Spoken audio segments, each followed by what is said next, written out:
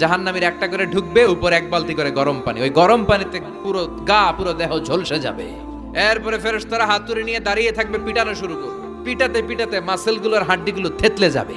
জাহান্নামের আগুনে জ্বলতে জ্বলতে যখন চামড়াগুলো গোশতগুলো ঝলসে যাবে, রব্বুল আলামিন নতুন করে চামড়ার গোশত গায়ের মধ্যে ফিট করে দিবে। ওই চামড়া গোশত আবার ঝলসাবে, আবার ফিট। আযাবটা মজা যেন ভালো করে টের পায়। একের পর এক শাস্তি শুরু এবার জাহান্নামে। যারা দুনিয়াতে আত্মহত্যা করছে, ছুরি মারছে, ও খালি ছুরিই মারবে। বিষ খাইছে, খালি বিষ খাবে। যে মেয়েগুলো ওড়নায় গলা পেঁচিয়ে এই আত্মহত্যা, তারা জাহান্নামের রশিতে আর ওড়নায় খালি আত্মহত্যা করতেই থাকবে। যারা স্মার্টফোনের ভিতরে ইন্ডিয়ান নায়িকাদের কোমর দোলানো ডান্স দেখেছে, অশ্লীল ভিডিও দেখেছে, জাহান্নামের গরম শিক চোখের ভেতরে ঢুকিয়ে দেওয়া হবে।